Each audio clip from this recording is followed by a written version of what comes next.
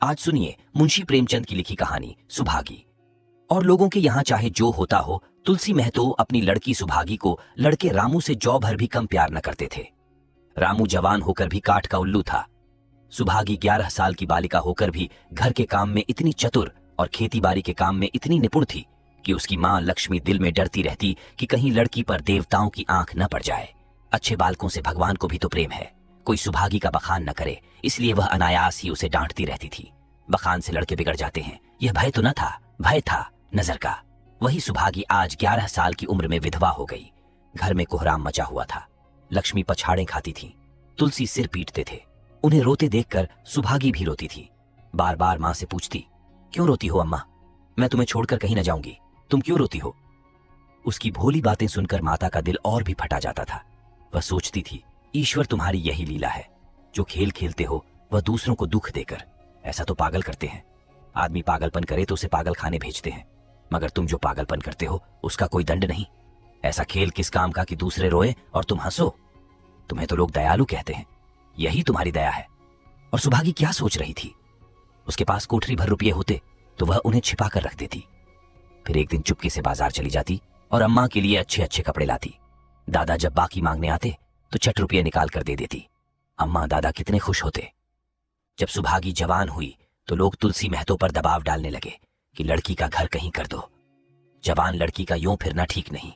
जब हमारी बिरादरी में इसकी कोई निंदा नहीं है तो क्यों सोच विचार करते हो?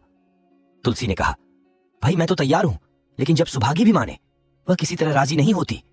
हरिहर ने सुभागी को समझाकर कहा, बेटी हम तेरे ही भले को कहते हैं।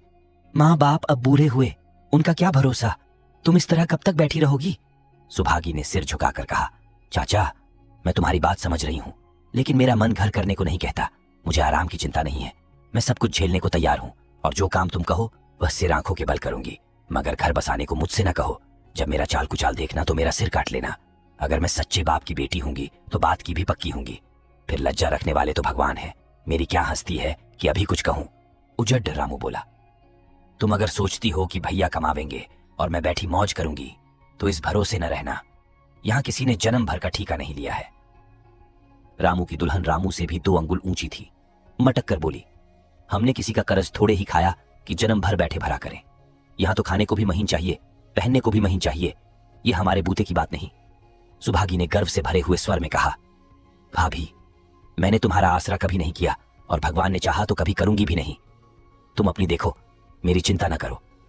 रामू की दुल्हन को जब मालूम हो गया कि सुभागी घर न करेगी तो और भी उसके सिर हो गई। हमेशा एक न एक खुचड़ लगाए रहती। उसे रुलाने में जैसे उसको मजा आता था। वह बेचारी पहर रात से उठकर कूटने पीसने में लग जाती, चौका बर्तन करती, गोबर पाठती, फिर खेत में काम करने चली जाती। दोपहर को आकर जल्दी जल्दी खाना पकाकर सबको खिलाती। रात को कभी मां के सिर में तेल डालती, कभी उसकी देह दबाती। तुलसी चिलम के भक्त थे, उन्हें बार बार चिलम पिलाती। जहां तक अपना बस चलता मां बाप को कोई काम न करने देती। हाँ, भाई को न रोकती। सोचती, ये तो जवान आदमी है, ये काम न करेंगे तो गृहस्थी कैसे चलेगी? मगर रामू को यह बुरा लगता। अम्मा और दादा को तिनका तक नहीं उठाने देती और मुझे पीसना चाहती है। यहां तक कि एक दिन वह जामे से बाहर हो गया। सुभागी से बोला, अगर उन लोगों का बड़ा मोह है तो क्यों नहीं अलग लेकर रहती हो? तब सेवा करो तो मालूम हो कि सेवा कड़वी लगती है कि मीठी। दूसरों के बल पर वाहवाही लेना आसान है, बहादुर वह है जो अपने बल पर काम करे। सुभागी ने तो कुछ जवाब न दिया। बात बरैचा जाने का भय था, मगर उसके माँ बाप बैठे सुन रहे थे। महतो से न रहा गया। बोले, क्या है रामू, उस गरीबिन से क्यों लड़ते हो? रामू पास आकर बोला, तुम क्यों बीच में कूद पड़े? मैं तो उसको कहता था। तुलसी, जब तक मैं जीता हूं तुम उसे कुछ नहीं कह सकते। मेरे पीछे जो चाहे करना। बेचारी का घर में रहना मुश्किल कर दिया। रामू, आपको बेटी बहुत प्यारी है तो उसे गले बांध कर रखिए। मुझसे तो नहीं सहा जाता। तुलसी, अच्छी बात है, अगर तुम्हारी यह मर्जी है तो यही होगा। मैं कल गांव के आदमियों को बुलाकर बंटवारा कर दूंगा। तुम चाहे छूट जाओ, सुभागी नहीं छूट सकती। रात को तुलसी लेटे तो वह पुरानी बात याद आई, जब रामू के जन्मोत्सव में उन्होंने रुपये कर्ज लेकर जलसा किया था और सुभागी पैदा हुई तो घर में रुपये रहते हुए भी उन्होंने एक कौड़ी न खर्च की। पुत्र को रत्न समझा था, पुत्री को पूर्व जन्म के पापों का दंड। वह रत्न कितना कठोर निकला और यह दंड कितना मंगलमय। दूसरे दिन महतो ने गांव के आदमियों को जमा करके कहा, पंचो, अब रामू का और मेरा एक में निबाह नहीं होता। मैं चाहता हूं कि तुम लोग इंसाफ से जो कुछ मुझे दे दो वह लेकर अलग हो जाऊं। रात दिन की किचकिच अच्छी नहीं। गांव के मुख्तार बाबू सज्जन सिंह बड़े सज्जन पुरुष थे। उन्होंने रामू को बुलाकर पूछा, क्यों जी, तुम अपने बाप से अलग रहना चाहते हो? तुम्हें शर्म नहीं आती कि औरत के कहने से माँ बाप को अलग किए देते हो? राम राम, रामू ने ठिठाई के साथ कहा, जब एक में गुजर न हो तो अलग हो जाना ही अच्छा है। सज्जन सिंह, तुमको एक में क्या कष्ट होता है? रामू, एक बात हो तो बताऊं? सज्जन सिंह, कुछ तो बतलाओ। रामू, साहब, एक में मेरा इनके साथ निभाना होगा, बस मैं और कुछ नहीं जानता। यह कहता हुआ रामू वहां से चलता बना। तुलसी, देख लिया आप लोगों ने इसका मिजाज। आप चाहे 4 हिस्सों में 3 हिस्से उसे दे दें, पर अब मैं इस दुष्ट के साथ न रहूंगा। भगवान ने बेटी को दुख दे दिया, नहीं मुझे खेती बाड़ी लेकर क्या करना था? जहां रहता वहीं कमाता खाता। भगवान ऐसा बेटा 7वें बैरी को भी न दे। लड़के से लड़की भली जो कुलवंती होए। सहसा सुभागी आकर बोली, दादा, ये सब बांट बखरा मेरे ही कारण तो हो रहा है। मुझे क्यों नहीं अलग कर देते? मैं मेहनत मजूरी करके अपना पेट पाल लूंगी। अपने से जो कुछ बन पड़ेगा तुम्हारी सेवा करती रहूंगी, पर रहूंगी अलग। यूं घर का 12 बांट होते मुझसे नहीं देखा जाता। मैं अपने माथे यह कलंक नहीं लेना चाहती। तुलसी ने कहा, बेटी, हम तुझे न छोड़ेंगे चाहे संसार छूट जाए। रामू का मैं मुंह नहीं देखना चाहता, उसके साथ रहना तो दूर रहा। रामू की दुल्हन बोली, तुम किसी का मुंह नहीं देखना चाहते तो हम भी तुम्हारी पूजा करने को व्याकुल नहीं है। मैं तो दांत पीसते हुए उठे कि बहू को मारे, मगर लोगों ने पकड़ लिया। बंटवारा होते ही महतो और लक्ष्मी को मानो पेंशन मिल गई। पहले तो दोनों सारे दिन सुभागी के मना करने पर भी कुछ न कुछ करते ही रहते थे, पर अब उन्हें पूरा विश्राम था। पहले दोनों दूध घी को तरसते थे। सुभागी ने कुछ रुपये बचाकर एक भैंस ले ली।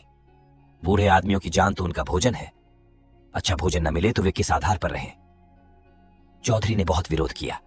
कहने लगे, घर का काम यूं ही क्या कम है कि तू यह नया झंझट पाल रही है।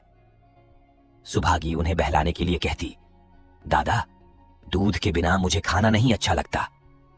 लक्ष्मी ने हंसकर कहा, बेटी, तू झूठ कब से बोलने लगी? कभी दूध हाथ से तो छूती नहीं। खाने की कौन कहे? सारा दूध हम लोगों के पेट में ठूंस देती है। गांव में जहां देखो सबके मुंह से सुभागी की तारीफ। लड़की नहीं देवी है, 2 मर्दों का काम भी करती है, उस पर माँ बाप की सेवा भी किए जाती है। सज्जन सिंह तो कहते यह उस जन्म की देवी है, मगर शायद महतो को यह सुख बहुत दिन तक भोगना न लिखा था। 7-8 दिन से महतो को जोर का ज्वर चढ़ा हुआ था। देह पर कपड़े का तार भी नहीं रहने देते। लक्ष्मी पास बैठी रो रही थी। सुभागी पानी लिए खड़ी है। अभी एक क्षण पहले महतो ने पानी मांगा था, पर जब तक वह पानी लावे उनका जी डूब गया और हाथ पांव ठंडे हो गए। सुभागी उनकी यह दशा देखते ही रामू के घर गई और बोली, भैया चलो, देखो आज दादा न जाने कैसे हुए जाते हैं। 7 दिन से ज्वर नहीं उतरा। रामू ने चारपाई पर लेटे लेटे कहा, तो क्या मैं डॉक्टर हकीम हूं कि देखने चलूं? जब तक अच्छे थे तब तक तो तुम उनके गले का हार बनी हुई थी। अब जब मरने लगे तो मुझे बुलाने आई हो। उसी वक्त उसकी दुल्हन अंदर से निकल आई और सुभागी से पूछा, दादा को क्या हुआ है दीदी? सुभागी के पहले रामू बोल उठा, हुआ क्या है, अभी कोई मरे थोड़े ही जाते हैं। सुभागी ने फिर उससे कुछ न कहा, सीधे सज्जन सिंह के पास गई। उसके जाने के बाद रामू हंसकर स्त्री से बोला, त्रिया चरित्र इसी को कहते हैं। स्त्री, इसमें त्रिया चरित्र की कौन बात है? चले क्यों नहीं जाते? रामू, मैं नहीं जाने का। जैसे उसे लेकर अलग हुए थे वैसे उसे लेकर रहें। मर भी जाएं तो ना जाऊं। स्त्री, मर जाएंगे तो आग देने तो जाओगे, तब कहां भागोगे? रामू, कभी नहीं, सब कुछ उनकी प्यारी सुभागी कर लेगी। स्त्री, तुम्हारे रहते वह क्यों करने लगी? रामू, जैसे मेरे रहते उसे लेकर अलग हुए और कैसे? स्त्री, नहीं जी, यह अच्छी बात नहीं है, चलो देखावे। कुछ भी हो, बाप ही तो है, फिर गांव में कौन मुंह दिखाओगे? रामू, चुप रहो, मुझे उपदेश मत दो। उधर बाबू साहब ने जो ही महतो की हालत सुनी तुरंत सुभागी के साथ भागे चले आए। यहां पहुंचे तो महतो की दशा और खराब हो चुकी थी। नाड़ी देखी तो बहुत धीमी थी। समझ गए कि जिंदगी के दिन पूरे हो गए। मौत का आतंक छाया हुआ था। सज्जल नेत्र होकर बोले, महतो भाई कैसा जी है? महतो जैसे नींद से जाग कर बोले, बहुत अच्छा है भैया, अब तो चलने की बेला है। सुभागी के पिता अब तुम ही हो, उसे तुम ही को सौंपे जाता हूं। सज्जन सिंह ने रोते हुए कहा, भैया महतो घबराओ मत, भगवान ने चाहा तो तुम अच्छे हो जाओगे। सुभागी को तो मैंने हमेशा अपनी बेटी समझा है और जब तक जीऊंगा ऐसा ही समझता रहूंगा। तुम निश्चिंत रहो, मेरे रहते सुभागी या लक्ष्मी को कोई तिरछी आंख से ना देख सकेगा। और कुछ इच्छा हो तो वह भी कह दो। महतो ने विनीत नेत्रों से देखकर कहा, और कुछ नहीं कहूंगा भैया, भगवान तुम्हें सदा सुखी रखे। सज्जन सिंह, रामू को बुलाकर लाता हूं, उससे जो भूल चूक हो क्षमा कर दो। महतो, नहीं भैया, उस पापी हत्यारे का मुंह मैं नहीं देखना चाहता। इसके बाद गोदान की तैयारी होने लगी। रामू को गांव भर ने समझाया, पर वह अंत्येष्टि करने पर राजी न हुआ। कहा, जिस पिता ने मरते समय मेरा मुंह देखना स्वीकार न किया, वह मेरा न पिता है, न मैं उसका पुत्र हूं। लक्ष्मी ने दाह क्रिया की। इन थोड़े से दिनों में सुभागी ने न जाने कैसे रुपये जमा कर लिए थे कि जब तेरही का सामान आने लगा तो गांव वालों की आंखें खुल गईं। बर्तन, कपड़े, घी, शक्कर, सभी सामान इफरात से जमा हो गए। रामू देख देख चलता था और सुभागी उसे जलाने के लिए सबको यह सामान दिखाती थी। लक्ष्मी ने कहा, बेटी, घर देखकर खर्च करो, अब कोई कमाने वाला नहीं बैठा है, आप ही कुआं खोदना और पानी पीना है। सुभागी बोली, बाबूजी का काम तो धूमधाम से ही होगा अम्मा, चाहे घर रहे या जाए। बाबूजी फिर थोड़े ही आवेंगे। मैं भैया को दिखा देना चाहती हूं कि अबला क्या कर सकती है। वह समझते होंगे इन दोनों के किए कुछ न होगा, उनका यह घमंड तोड़ दूंगी। लक्ष्मी चुप हो रही। तेरही के दिन 8 गांव के ब्राह्मणों का भोज हुआ। चारों तरफ वाहवाही मच गई। पिछले पहर का समय था, लोग भोजन करके चले गए थे। लक्ष्मी थक कर सो गई थी। केवल सुभागी बची हुई चीजें उठा उठा कर रख रही थी कि ठाकुर सज्जन सिंह ने आकर कहा, अब तुम भी आराम करो बेटी, सवेरे ये सब काम कर लेना। सुभागी ने कहा, अभी थकी नहीं हूं दादा। आपने जोड़ लिया, कुल कितने रुपये उठे? सज्जन सिंह, वह पूछकर क्या करोगी बेटी? कुछ नहीं, यूं ही पूछती थी। कोई 300 रुपये उठे होंगे। सुभागी ने सकुचाते हुए कहा, मैं इन रुपयों की देनदार हूं, तुमसे तो मैं मांगता नहीं। मैं तो मेरे मित्र और भाई थे, उनके साथ कुछ मेरा भी तो धर्म है। आपकी यही दया क्या कम है कि मेरे ऊपर इतना विश्वास किया? मुझे कौन 300 देता? सज्जन सिंह सोचने लगे, इस अबला की धर्म बुद्धि का कहीं वार पार भी है या नहीं। लक्ष्मी उन स्त्रियों में थी जिनके लिए पति वियोग जीवन स्रोत का बंद हो जाना है। 50 वर्ष के चिर सहवास के बाद अब यह एकांत जीवन उसके लिए पहाड़ हो गया। उसे अब ज्ञात हुआ कि मेरी बुद्धि, मेरा बल, मेरी सुमति मानो सबसे मैं वंचित हो गई। उसने कितनी बार ईश्वर से विनती की थी, मुझे स्वामी के सामने उठा लेना, मगर उसने यह विनती स्वीकार न की। मौत पर अपना काबू नहीं तो क्या जीवन पर भी काबू नहीं है? वह लक्ष्मी जो गांव में अपनी बुद्धि के लिए मशहूर थी, जो दूसरे को सीख दिया करती थी, अब बौरही हो गई है। सीधी सी बात करते नहीं बनती। लक्ष्मी का दाना पानी उसी दिन से छूट गया। सुभागी के आग्रह पर चौके में जाती, मगर कौर कंठ के नीचे न उतरता। 50 वर्ष हुए, एक दिन भी ऐसा न हुआ कि पति के बिना खाए खुद खाया हो। अब उस नियम को कैसे तोड़े? आखिर उसे खांसी आने लगी। दुर्बलता ने जल्द ही खाट पर डाल दिया। सुभागी अब क्या करे? ठाकुर साहब के रुपये चुकाने के लिए दिलोजान से काम करने की जरूरत थी। यहां मां बीमार पड़ गई। अगर बाहर जाए तो मां अकेली रहती है, उनके पास बैठे तो बाहर का काम कौन करे? मां की दशा देखकर सुभागी समझ गई कि इनका परवाना भी आ पहुंचा। महतो को भी तो यही ज्वर था। गांव में और किसे फुर्सत थी कि दौड़ धूप करता।